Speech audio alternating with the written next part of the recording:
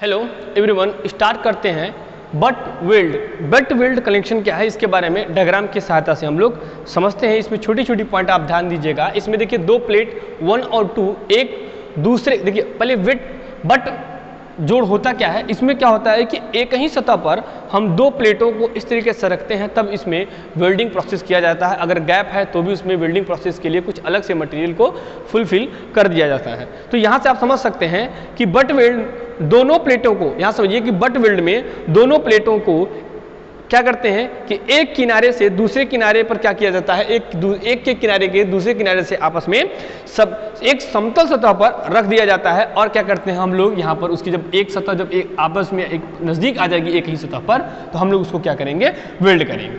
ठीक है। अब यहाँ पर एक चीज ध्यान दीजिएगा कि यदि दोनों प्लेटों के किनारे वर्गाकार होंगे तो उन्हें खुला वर्ग बेल्ट कहते हैं। अगर क्या होंगे, दोनों किनारे, यहां से लिख सकते हैं, दोनों किनारे वर्गाकार होंगे तो उन्हें खुला वर्ग बट, यानी कह सकते हैं इंग्लिश में ओपन स्क्वायर बट वेल्ड कहा जाता है। अब यहां से इस चीज को, इस डायग्राम को समझते हैं। जैसे अभी आपने फिलेट वेल्ड में समझा है कि वहां पर क्या क्या छोटी छोटी चीजें हैं, इस तरीके से हम लोग बट वेल्ड में भी समझते हैं। यहां से टी क्या है, यहां से देखिए टी इससे डिनोट करते हैं, यह है आपका टी, स्मॉल टी। अब टी से हम लोग स्मॉल टी, देखिए दो चीज हमने लिखा है, कैपिटल टी और स्मॉल टी। तो यहां से जो टी है, इस बात स्मॉल टी की बात करते हैं, ये आपकी क्या है, effective throat thickness. Small T क्या हो जाएगा आपका, हिंदी में कहें तो प्रभावी कंठ मोटाई या गहराई कह सकते हैं। ये किस में होगा, एमएम में होगा। अब यहां से मोटाई या गहराई कह रहे हैं, इस चीज को अब देखिए दो डायग्राम बनाकर दिखाते हैं इसको कि इसको किस तरीके से डिनोट किया जा सकता है। इस चीज को समझिए, ये डायग्राम समझिए, ये प्लेट है इस तरीके से, अगर तो ये इसमें अगर बात करेंगे कि यहाँ से इसको इस तरीके से बिल्ड किया गया है, मान लीजिए एग्जांपल इस तरीके से, यहाँ से भी क्या होगा, ये बिल्डिंग प्रोसेस होगी, यहाँ पर इस तरीके से ये बिल्डेड होगा, आपस में रखा हुआ है सामने, ये ऊपर की तरफ उभरा दिखाई देगा।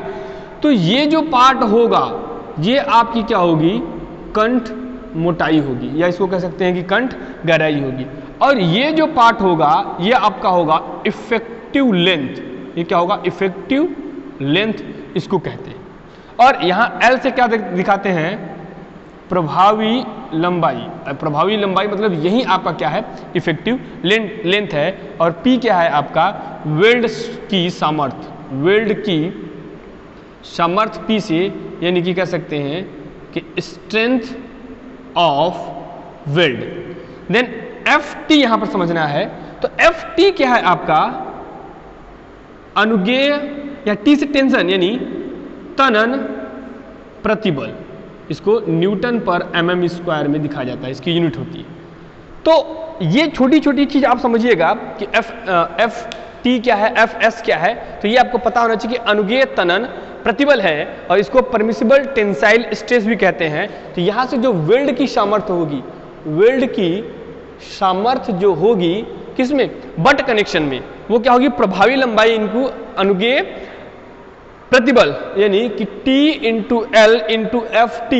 और वहां पे क्या था, FS था, वहां पर FS था, किसमें, फिलेट वेल्ड में। यहां पर FS था क्योंकि यहां पर अपरूपण का कॉन्सेप्ट यूज हो रहा था, और यहां पे किसका कॉन्सेप्ट यूज होगा, तनन का। तो इसमें आप कभी कंफ्यूज मत होइएगा। तो यहां से लिख सकते हैं कि P बराबर L into T into FT। तो ये इसका वेल्ड की तनन सामर्थ्य इन वेल्ड, कौन सा वेल्ड, बट वेल्ड में।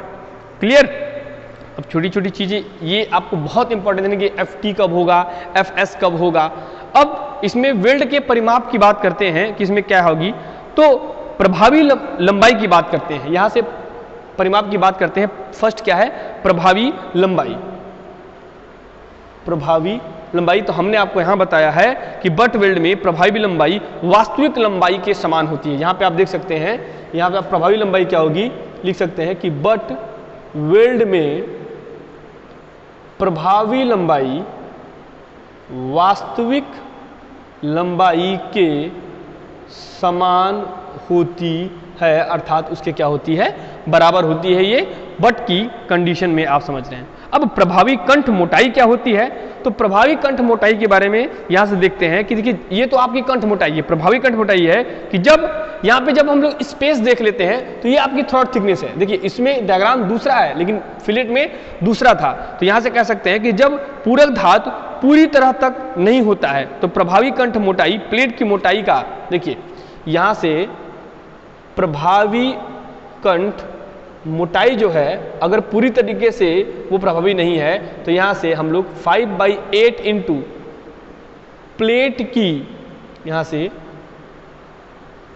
प्लेट की मोटाई के क्या लेते हैं, बराबर ली जाती है, यानी कि इतनी गुनी ली जाती है। किसकी, प्लेट की मोटाई का 5/8 ली जाती है। ठीक, अब अगर डिजाइन की बात करते हैं कि वेल्ड का अभिकल्पन जो होता है उसमें क्या होता है, तो हम लोग जब कभी भी वेल्ड का कनेक्शन के सहायता से हम लोग जब ज्वाइन कराते हैं दो प्लेटों को, तो उसकी डिजाइनिंग प्रोसेस जो होती है उसमें छोटी छोटी जो पॉइंट है कि मिनिमम साइज ऑफ वेल्ड क्या होना चाहिए, मैक्सिमम साइज ऑफ वेल्ड क्या होना चाहिए, थ्रॉट थिकनेस कितनी होनी चाहिए, या फिर उसकी तनन सामर्थ्य, अपरूपण सामर्थ्य के बारे में डिस्कस किया जाता है। तो ये सब सारी चीज़ें आपको पॉइंट वाइज पॉइंट समझना पड़ेगा।